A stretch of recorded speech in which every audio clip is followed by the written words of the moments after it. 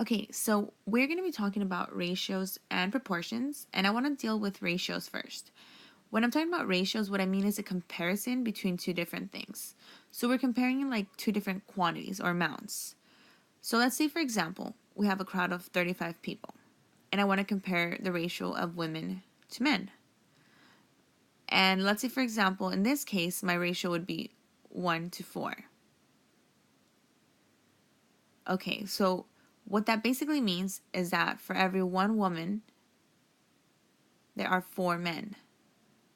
Now, when doing ratios, it's super important that you pay attention to the order in which it's given. So in this case, we were given the word women first. So in that case, we have to give that quantity first, which would be 1.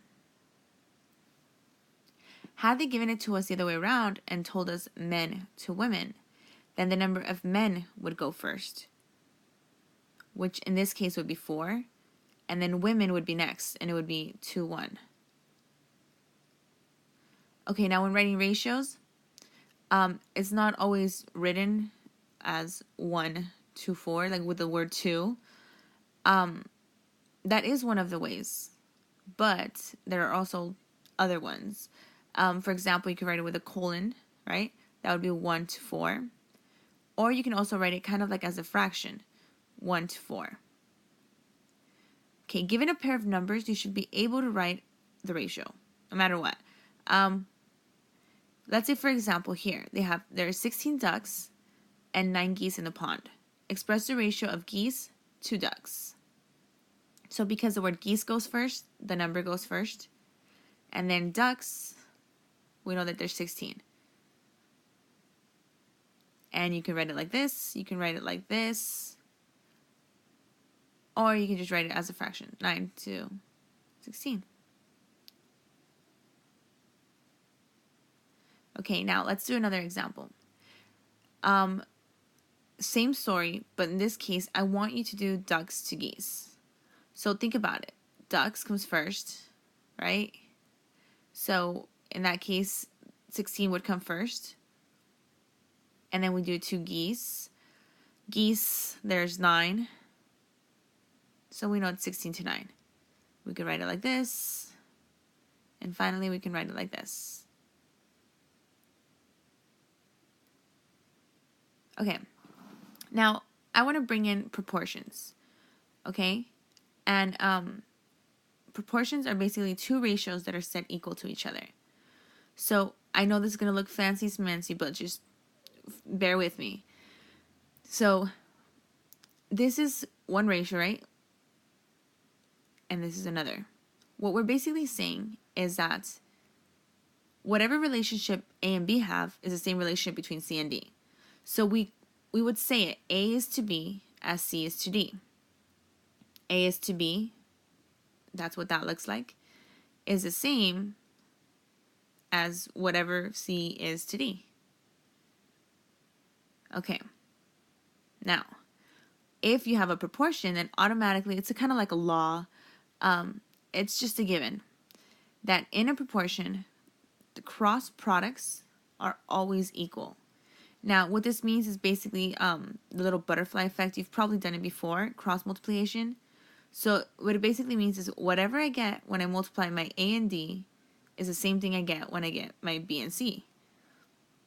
So A times D should be the same as B times C. Okay, so now I know this all sounds like a little confusing, but let's go on to an example so you kind of see how to do it. So let's say the example says that in a horror movie, there was a giant scorpion that looked like it was 50 feet. In reality, it was a 20-inch model though. If they also used a 30-inch model to represent a building, how tall did it look on screen? So we have two amounts, two quantities that we want to pay attention to. We have a scorpion and we have a building.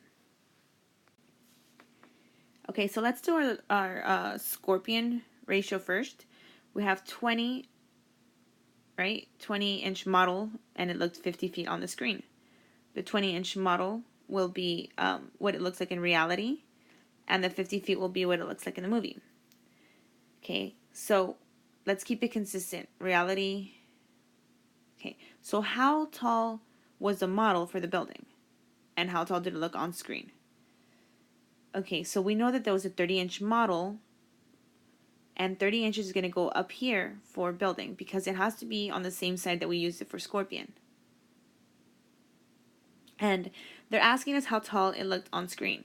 We have no idea, so what we do is we use X to represent that. Okay, now this might seem a bit confusing, but it's just important to know that you have to basically keep your sides consistent. So whatever one side represents on one ratio, it has to be the same on the other. So for scorpion, right, we put the size of the model on top, and then how tall it looked on screen on the bottom. It has to be the same thing for the building. Okay? So knowing what size your ratios are on, you can set them up, and then once you have your proportion all set up, then you can do the following. Okay, so remember that little like law thing I told you about the cross products? This is where it comes in handy. So here are my two ratios, right? I know that when I multiply 20 times x, it should give me the exact same thing for 50 times 30.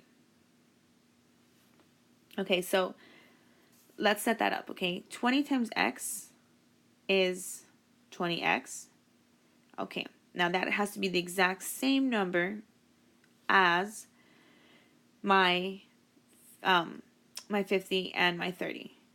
Okay? So 5 times 3 is 15. Sorry, don't mind my mental math. You can always use a calculator for this, remember. So keep that in mind.